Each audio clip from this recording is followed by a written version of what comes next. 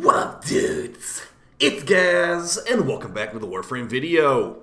So, got some big news for you today. We got Naberus dropped on us, and also we got some news of Plaguestar returning this year. And we only got a couple more months in this year, so that means Plaguestar pretty soon. We'll be going over the info today, showing Naberus, also the best mother token farm in 2023, so you can get as much Naberus stuff as you want. I haven't even looked at what kind of loot they got this year, but we actually got a ton of information from the Reddit. So, yeah, we talk about Plaguestar, surprisingly, today. Didn't think I'd be saying that. But before we get into it, make sure you're subbed to the channel. We do daily Warframe video uploads. Check the live stream channel as well. Stream lots of Warframe on there, and I would love to have you hanging out with us. So, basically, Naberus is supposed to be like the Halloween event kind of situation. And I already know, like, going over here, that some of the things that were here last year will no longer be here. I'm talking specifically about the Plaguestar parts. That is getting added to Plaguestar, that is apparently being added before the end of the year. So let's go ahead and see what she has over here, though, if you do want to grind this stuff out. So for Naberus, you go and talk to her, whatever her name is, daughter, and you go to Naberus Treats, and then here's what you can grind out. Now, I'd like to let you know that the DE Dev has let us know, DE Rue on Reddit has let us know that the reason there's no Plaguestar stuff, Plaguestar Zal parts, Exodia Contagions in here is because they're making it where Plaguestar's coming back before the end of the year. So that's what they said on Reddit. They also gave us a little bit more information I'll tell you in a second here. But let's first look at the Naberus stuff that we have in front of us. So going off Hide Owned, we've got some new glyphs this year. We've got Gamma Core Day of the Dead skin, and not a whole lot else that's new. Just a bunch of glyphs, basically, or sigils that are like 5 mother tokens each. But if you have not got any of this stuff before and you want to see what we have here, so we've got the basmu blueprint. This is a pretty good rifle. It has built-in elementals. It's got exploding bullets. It's got an alt fire that's kind of weird. And it requires a lot of railjack resources to build it. But this thing is pretty nice. It's not meta at all, but it's pretty powerful. So I recommend picking it up. It's only 125 mother tokens. We've got the ceti lacera. Pretty powerful melee weapon. This also comes from here, and this is it's better than Mastery Fodder, but it's not exactly meta either. So you got 2 weapons up here that are both good, that are for mother tokens, and we'll show you the best mother token farm very soon. We got a very nice color palette here. The Hollow's Eve color palette has some of the best purples in the game on it, in my opinion, and it's got a good variety. So if you're looking for a nice color palette, definitely pick that up. Only 125 mother tokens for that one too.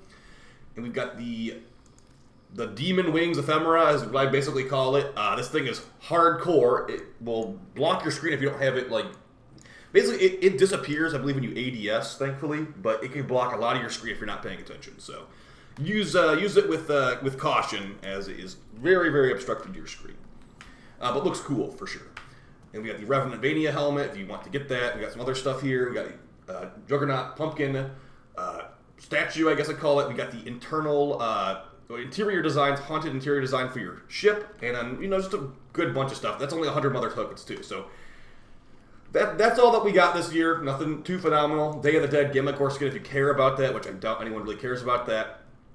Now let's talk about Plaguestar, then we're going to do a really quick mother token farming guide, just because you can get all that stuff done in about, like, a couple bounties, honestly. So, going over what he talked about with Plaguestar, and also some things involving this Naberus. Basically, people were asking, "Hey, where's the Plaguestar stuff with this Naberus? It was here last year. Like, where'd it go, basically?" And I'm going to go ahead and show you what that discussion was. So the post on Reddit was, "Where's no Plaguestar parts? We got DE Rue." Here's the first comment I showed you. So both will be released with the Abyss of Dagoth update in the. Okay, apparently there was a long comment thread. Okay, so there's a signed-in and Sentinel accessory for those, basically. Those will be added to the Abyss of the Goth update for Platinum. So we saw those on the dev stream. Somebody else asked, what's going to happen with the Naberus Lotus skin? That will be also purchasable for Platinum in the Lotus appearance screen. I kind of thought we were going to be grinding that out, to be honest. I thought we'd be grinding that out from Naberus, but that's apparently be purchased for Plat. So at least we have the clarity on it. And he did also say that Plaguestar will be this year. So that's going to be cool. I hope that's actually true. This year, I mean... Usually Plaguestar would be like a summer kind of thing, and we are definitely past the summer now. So now we've gone over the fact that Plaguestar will be here this year. It will definitely be reworked. So they said next time they bring back Plaguestar, they're going to make a rework for it. So that's probably going to involve like a complete structure change of how it worked before. Now I'm going to show you how to do the best Mother Token Farm 2023, okay? So go over to the bounty person up here, do not do the steel path. The steel path one is a waste of your time, as the enemies are much more tanky and only gives like 20 more tokens. It takes a lot longer. It's easier to die. Just don't do it. Do the second from the top. So do the level 40 to 61 and click on whatever bounty is. This is called the brute force method. If you want a really, really slowly explained version of this, I have videos of this on my channel, but I'm going to show you how to do this foolproof method right now. This is the best, most efficient mother token farm. So click the second from the top, the level 40 to 61. Doesn't matter what the name of the bounty is. I got anomaly retrieval. It's not going to matter.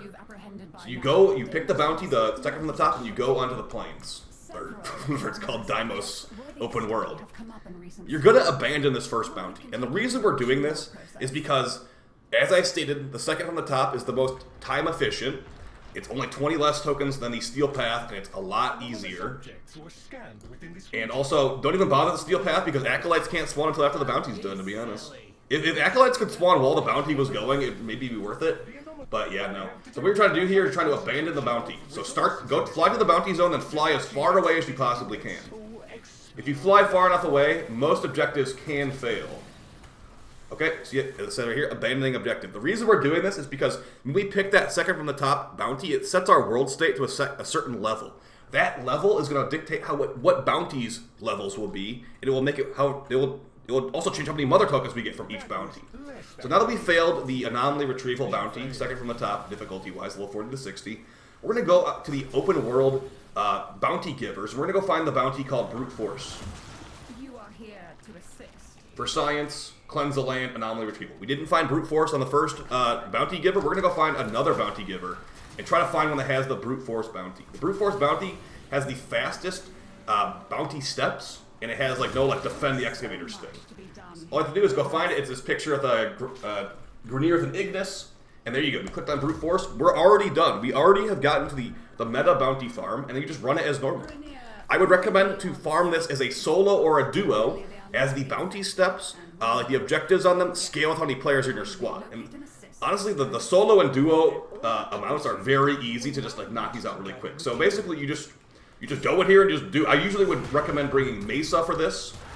As I say, go watch my my full video on this if you want a detailed guide. But yeah, these bounty steps are very fast with this one. But there are some things you should definitely, honestly, Magus Anomaly for this could be great. As one of the bounty steps here, you have to drag his enemies into the center. And that can be pretty annoying. So I'm just going to show you the first bounty step here. I'm not going to do a full bounty run. But this is a great Mother Token farm, a great Aya farm. And Hobo's going to probably kill these enemies before they can even get into the center of the ring. But yeah, this is the one part that can actually kind of trip you up. That's why I'd recommend bringing Magus Anomaly, or maybe bring a Lobot or something. Because if you kill the enemies outside the ring, it will not count, and that's what he's doing right now. Okay, can I tell him to not attack? That's the problem with having overwhelming power in Warframe sometimes, that it just kills stuff too quickly. So I'm going to have him go over here. I'm going to pause him over here. Where is he? So yeah, there are certain things. I would definitely recommend watching the full bounty video if you want a full detailed explanation, but this is technically the fastest bounty you can do. As long as you don't have, as long as you're not being dumb like this. If you're just having the dude just kill everything outside the ring, you're gonna be just wasting your time. So we wait for them to come over to the ring, and then we kill them inside the ring. Like that guy just jumped into it, perfect. And yeah, you can just do this. The reason this one's so good, it's called Brute Force. It's the same bounty steps every time, and you can just go to that same bounty giver that we did for the first one and do it over and over again. You can run Brute Force until you're burnt out on doing Brute Force, basically. This guy spawns, and the bounty step is done. He died before Pilfering Storm could even hit him. So you go, 27 Mother Tokens in about 2 minutes, and I did it really slow. So you just do the next bounty step, rinse and repeat. None of these bounty steps for Brute Force will be like excavators or whatever. I would recommend skipping the dialogue because they talk a lot in these bounties. But yeah, Plague Star is on the way, guys, so that means Infinite Forma on the way. That also means potentially the Sacrifice mod, which is going to be getting, hopefully, I think it's getting reworked with the pet rework. So yeah, good stuff on the horizon. I don't know what's going to happen with Plague Star. Are they going to just is it going to be a new faction? I mean, I'm assuming it will still be infested. But yeah, I mean, it's been a long time since we had Plague Star, so. As you can see right here, this would be a little bit easier with another player. But you can just jump into Archwing and just grab these little plant tumor things, whatever they're supposed to be called. And, you know, another bounty step almost done. As long as you get all 15 of them in about, you know, a couple activations, you are good to go. I got 10 in one activation, so you can see how fast this could go, especially when you have a really min-maxed loadout for it. I usually would run Mesa with the Kuva Ogress. The Kuva Ogress is very good for shooting through infested barricades. If you know what that means, like an infested force field, basically, for some of the later bounty steps. And look how fast that one went. 1,000 endo, too. So, you know, after a couple of these bounties, you're going to have the entire, all the mother tokens you could need for that Naberus stuff. Now, as far as grinding Naberus for plat, I'd recommend getting basmu blueprints, as basmu blueprints are tradable. I don't know if ceti lacera is tradable, but it probably is. So yeah, use an AoE weapon to shoot through these infested barricades. Go for the tumor nodes. I'm playing Hydroid right now, so it's not exactly the best frame for this. But yeah, as long as you if you get used to these bounty steps, you will have no problem at all. Look at that. Already those 3 are dead. As I say that one's not dead yet. Wow, 3 shots of the Tsar. It truly did nerf it, huh? That one's already done. That bounty step is already done, so as you can see, we can get through these really fast. We're getting unlucky with the Aya. There's times where you can get like 4 Aya in one bounty too, because the Aya drop rates on these bounties are pretty high. These are very easy. I might as well just knock out this whole bounty because we're already like over halfway done with it. Alright. The last bounty step might be a little bit rough as Hydroid. There's a reason I always use Mesa for this, is because Mesa's pistols spawn kill the infested after they come out of the spawn pods. If you kill an enemy inside these spawn pods, it does not count as an actual kill for the bounty's sake. So do not do that if you can avoid it. And if you have an elite on-call crew member, they're not going to really care about it. They're just going to blow everything up. But yeah, I'm telling you that it's very important to not kill them before they come out of the spawn pods. And we're almost done anyway, so yeah. Basically any frame can do this. You can do this on repeat all day long. And it's a very good Aya farm, so you can actually technically make plat from it, too. Yeah. As far as Hydroid getting unvaulted, I've got a lot of comments about they're going to totally unvault Hydroid after the announcement. Well, they don't really have an opening to do that unless they do a surprise Hydroid unvaulting the day of or something. So this one just basically control the area, kill the enemies, and once you kill enough enemies, the tumor node is damageable, and you just move on to the next one. And brute force is the best. As long as you can navigate the cave, that is. So yeah, let me know how you guys feel about Plague Star coming back. I feel like it's been, like, has it been 2 years so far? It'll definitely be getting reworked. I don't even know if we're getting form of blueprints, or fully built form. We might get form of blueprints at this point. They didn't say that in any comment, but that's been like a fear of the community for a while, and they're going to do that kind of stuff. And I'm looking forward to that Hydroid rework quite a bit. So yeah, doing this is going to be better than the Steel Path for sure. If I was on the Steel Path right now, like, these enemies would be a lot more tanky. And not to mention that I wouldn't be able to use energy pads, and, you know, the whole reason of playing the Steel Path, having Acolytes for Steel Essence, that wouldn't even be a thing, so. They're going to really make me go back in the cave again. I mean, there is definitely RNG spawn locations for this stuff. Is that really in the cave? Okay, well, I guess I gotta go in the cave twice for one bounty here. Even though I was just in this cave. The final step will be basically just kill these, kill the infested before the Grenier can get the kill. It's a little bit harder as Hydroid with the Tsar, because I'm gonna run out of ammo probably. And they're very spread out kills, so I basically need to spawn camp them. But it's definitely doable. The reason you want to make sure you do these side objectives is because it gives you a bonus reward at the end. Also gives you some bonus mother tokens too. Okay, and this step's almost over. Been preparing for the new update with some of these items are getting buffed, like Hydroid and the Kubra. And that one's done. So that bounty step is complete. That one took a little bit longer than I would have liked. But yeah, now we're on to the final bounty step. So we've been doing this solo in about 7 minutes, and there's our Aya. So you're going to beat these bounties in under 10 minutes if you're doing it similar strat to me. And also, if you watch that Mesa video, it's really, really helpful for this, because you're not going to really have to worry about anything. And this is the bounty step that you might have to worry about something if you're not playing Mesa. So you need to be able to spawn kill high-level infested for this. And I ran out of Tsar ammo, unfortunately. Yeah, he is chunky. Finally got him. So you have to double the Grenier's kill count. They are kind of cheaters. They will spawn camp. So you need to be firing, basically, look at your enemy radar. If you see an enemy, you have to kill it as soon as possible, because, as you can see, they're getting they basically aimbot, and they are spawn killing these infestants, so. As long as you look at your enemy radar and kill them as soon as you see them, you should be okay. But, you know, Mesa is safer for sure for this. Also, be aware that they might spawn enemies on top of this gigantic, like, infested tree thing, so don't waste your time. If you don't see any enemies, look on top of the tree. There might be an enemy up there that already spawned. Okay, they'll come out of these orange spawn pods, so if you spawn camp them, you should be okay. Yeah. And yeah, this is just brute force, so you can just run this bounty as much as you want. You can run other bounties too, but like when you get an excavator or whatever, you might be regretting it. Oh my gosh, I just died. And the operator amp is too good. Okay, so we're at 76%. Almost there. It's about 4% per enemy kill.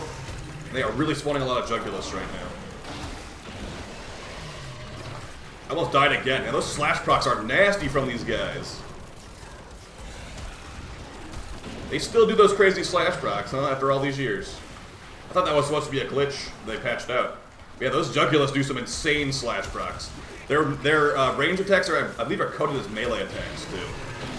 So, Mesa's Shatter Shield used to not work with them. I don't know if they changed that nowadays. Alright, one more enemy and we're done. And there you go. Brute force complete. Easiest mother token, so that took about 9 minutes, 22 seconds, and we got 3 Aya total from that bounty. Not bad. And how many mother tokens? We got 160 mother tokens in 10 minutes, 3 Aya, and some other stuff too. And you can just run it over and over again. So you just go to the same vendor you grab the bounty from. I believe she was over here. And there you go. It's still there. Just run it over and over again. That's basically for it for the video, guys. Hope you found it fun and helpful. I hope that we get Plague Star very soon. Naberus doesn't have too much going on, but hey, if you want to go get some maybe ceti laceras or basmus to trade, be my guest. So I'll see you guys next time. Appreciate your support. Take it easy. Peace.